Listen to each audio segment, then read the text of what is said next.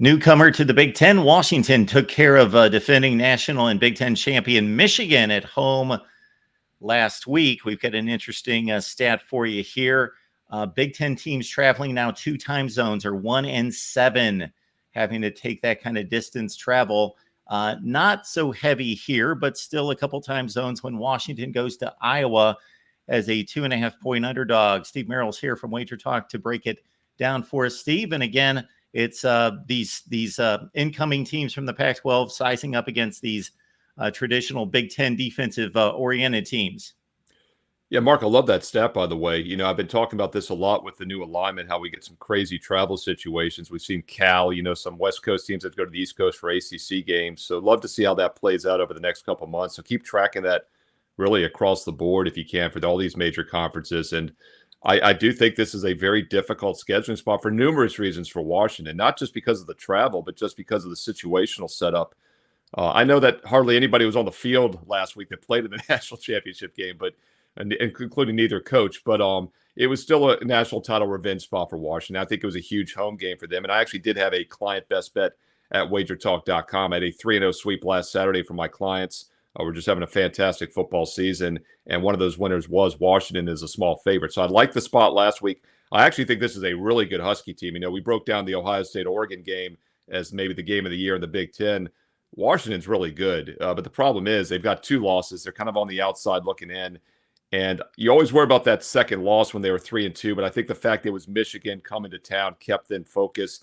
I do think this is where the letdown shows, and of course I run 10,000 simulations through my database each and every week. And I was surprised, actually, that I was favored by 7, according to my simulation. So not only is the situational setup good, but we get some line value as well. Now, this line is currently -2.5. A lot of spots have gone to that key number of -3. So shop around, especially in what should be a low-scoring game, right? It's Iowa. It's got to be a low-scoring game. That key number 3 is more likely. But at 3 or less, especially 2.5 or less, I do like the Iowa Hawkeyes here, and I think it's just a bad spot for Washington. But statistically, the Huskies are a good team. They had that tough spot at Rutgers, too, a couple weeks ago. That was one of those losses. They gained over 500 yards in that game, came up short. Travel, I do think, catches up to them this week, and I would lean Hawkeyes at -3 or less. Now, Iowa's problem is they once again cannot throw the ball this season, but they can run the ball. So if they're able to keep the lead and get the lead, which I think they will, it sets up pretty well for them. So this looks like a good spot to back Iowa at home. Yeah, Washington, 2 close situations from being undefeated. Stopped at the 3-yard line against Washington State, lose by 5, missed field goals in the closing minutes against Rutgers with the 500-yard offensive output. And for the public, I got to think that they're overreacting. Washington plays well against Michigan, a big brand. Iowa gets trounced against Ohio State, and maybe they're overplaying that slightly in Washington's favor, but we shall see.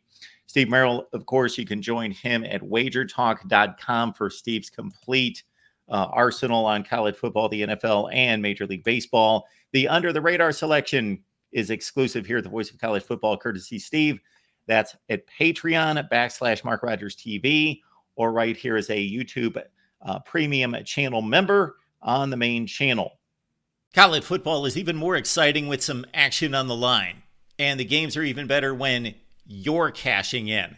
And the Voice of College Football is the place to be to get the greatest value. Let's start with my picks. 75% against the money line, 58% against the spread. I've got a 40-year track record.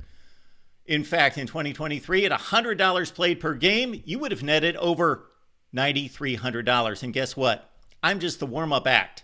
Steve Merrill, our ace in the hole, show stopper from Wager Talk. 6 years with the Voice of College Football, over 30 years in the industry. Steve gives us analysis on all the big games, but you can't miss Steve's weekly Under the Radar pick, which went 21-5 against the spread the last 2 seasons. I repeat, 21-5 against the spread. You also get picks from some of our top analysts here at the Voice of College Football, including Steve Dace and Matt Zemek.